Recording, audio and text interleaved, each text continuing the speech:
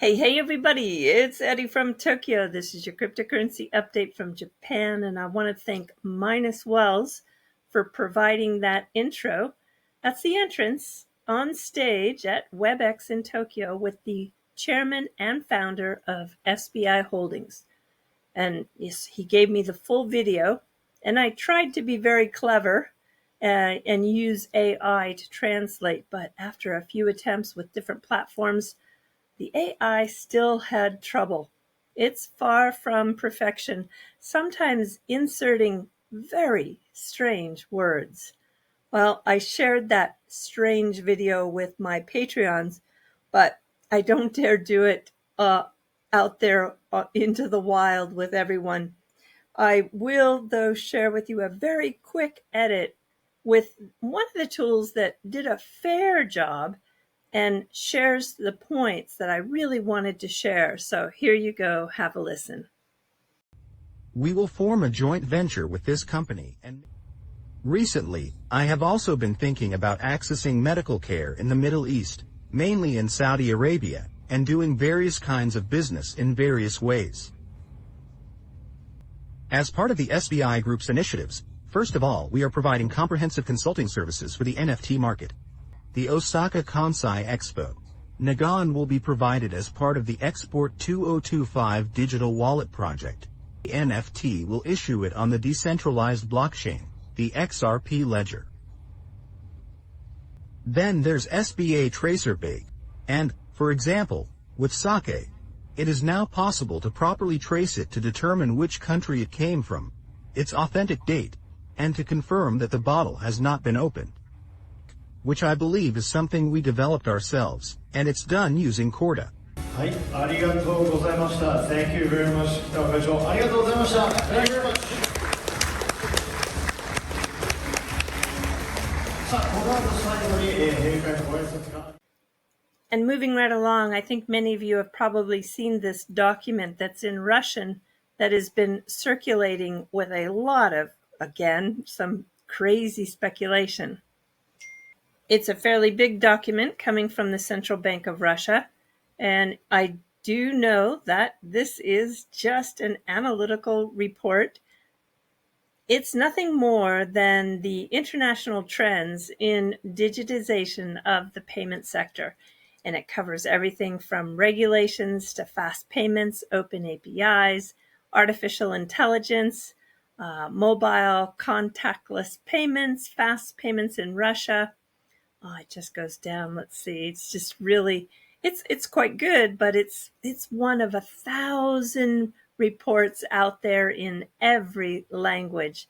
And there is a short description of Ripple and its network.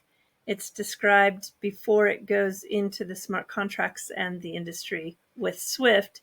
And they start like in 2013, bring you up to 2023 when they made the announcement of 100 banks and dozens of payment companies joined the network, and even does a little bit of in the intro into smart contracts.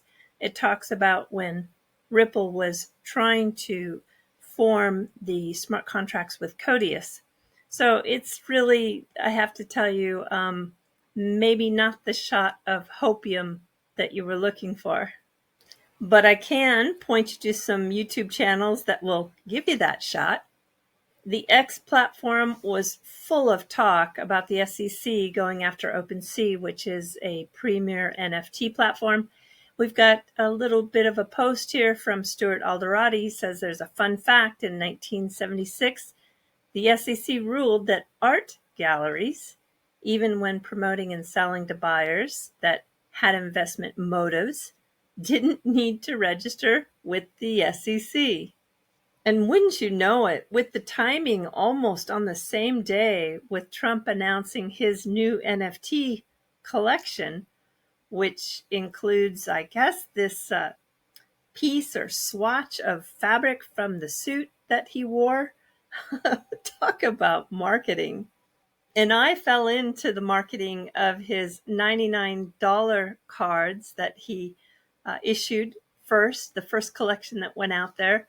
And it had been holding its own in terms of the floor price in and around 200 to 300 US dollars. So that was, yeah, a pretty good increase, and it had not dropped below its issued price. Today I double checked to see where the value is. This is one that sold about 5 hours before I checked, and the floor price has dropped. This one sold for just under $200. So this collection seems to be slipping. Maybe it's because everybody wants the new collection. And if you're into collecting revenue, well, these are the payment companies that are close to or in that $1 billion club of revenue. And you can see that RIA, TravelX, and dLocal are three of the big partners that Ripple has that show up in this tracking. If you're watching the stablecoin market, which I think a lot of people are now, this clip is extremely interesting. This is the former BNY Mellon head. His name is Anthony Moreau, and he is with Provenance Blockchain. He's a CEO, and I think he holds a very much minority view. He thinks that the stable coins like Circle USDC and Tether have too much risk. And, I think differently. Yes, I understand what he's saying. There is a third party risk there, but we're going to get regulations. And I think, well, let me just say I have a prediction. I predict that we're going to see a transparent 24/7 real-time proof of reserves. And that is going to be the real differentiator among this whole onslaught of coins that are coming to the market. Have a listen to this clip, though, and just listen carefully, because something is very strange here, the way he believes that the SEC is going to pick and choose stablecoins. And then the other, I think the first $1 trillion asset class that we're going to see in blockchain land is going to be a yielding stablecoin. It's the thing that I'm personally most excited about. I think will scale. In order to make everything else work in the space, we need to move away from the existing stablecoin options, which have been pioneers for sure, but not the type of things that will scale globally. And the reason for that is, in their current construct, are they securities? Are they not securities? That hasn't been clear, certainly here in the US. But at the end of the day, you're taking private company USDC or private company USDT, Tether or Circle, risk when you're owning the stable coin that they back. And again, going back to risk, right? From a risk perspective, I don't want to take Circle risk when I own Circle, a debt of Circle. I want something more sure, which is why the tokenized treasuries have come up and done well. It's a bit more structured from that perspective, and it certainly yields, which is great, and the stable coins don't yield. But generally, it's a create and redeem construct. It's generally not tradable peer-to-peer.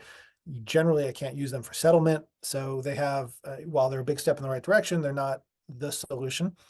I think the solution is, imagine a PayPal type Web 2 interface that held a SEC registered yielding stablecoin. So I have a dollar coin that yields 5%. It's backed by the 10Ks and 10Qs that I have to file with the SEC. Full transparency on the money market fund securities that it would own. Proper Wall Street trustees and custodians in the mix. Then you start thinking big picture. Again, good for the US dollar in that it can scale globally. And now you start to be a little bit afraid for the banks, because why do you need a checking account and a savings account? And that's just here in the US. Now imagine if you have an emerging market currency in a hyperinflationary environment. Now I can have a US dollar bank account yielding 5%. I'm just going to put all my money in that. So crypto enables massive infrastructural change throughout the global financial services system. I'm not saying it's a bit like AI that needs to be controlled, because I think AI needs to be controlled. Crypto it enables entirely new use cases that we have to be careful with, and the regulators move slower than technology in all cases, as they should. But it's massively disruptible and it can move really, really fast. So we got to be very careful in how we do it. And we, again, safety, safety, safety. We're speaking to the regulators as much as possible, trying to tell everyone, what the users of the Provenance chain are doing. And, being part of the solution, not part of the problem, is always our mantra. And to take you out on this video is a project that I was invited to participate in. It is going to launch very soon, and I'm sure I'll be able to keep you up on when that happens. All right, everybody, do take care. Sayonara for now. Bye-bye. There's over 5 billion internet users, and 5 companies pretty much dominate the internet that we use. Enter Web3. Web3 aims to give control back to users. Simply put, Web3 is the future of the internet. The potential here is astronomical. It's like rebuilding the internet, but better. Learning Web3 is vital, but also from people functioning in the space every single day. Welcome to Uppercent. My name is Harry Horsfall and I'm the CEO at Flight 3. We've helped Coinbase, Solana, Near, Tezos and many more gain traction, achieve their goals and raise over 100 million. I'm Hugo Feiler, co-founder and CEO of Minima Global. We're at the forefront of blockchain innovation, a community of over 50,000 node users and developers, all working together to solve real-world problems at scale. I'm Crypto Eri. It's been a pleasure sharing with millions of people, giving them the opportunity to empower themselves as everything in our world is rapidly changing. Here's a quick rundown of what we'll cover. Value. Value is what we're going to provide you with, and a lot of it. Whether you're a really seasoned entrepreneur and launched 3 or 4 dApps, or you're just starting out, there's something in here for everyone. We'll start with the basics, what blockchain is, how it works, and why it is so revolutionary. Building a powerful brand in Web3, your unfair advantage, some marketing hacks, getting over the cold start problem, do's and don'ts from successful projects. Very, very simple framework to help you navigate building your own project. It's not all smooth sailing. We'll discuss the hurdles blockchain faces and what's being done to overcome them. Having a deeper understanding of this area will give you a huge advantage within this space. Practical advice, real-world examples, and actionable steps so you can ensure your project's success. Finally, we'll gaze in the crystal ball and see what the future might hold for blockchain technology. A lot of value is about to be created here, and you do not want to miss out. For innovation, disruption, and value creation in this new internet. The sky is the limit in this space.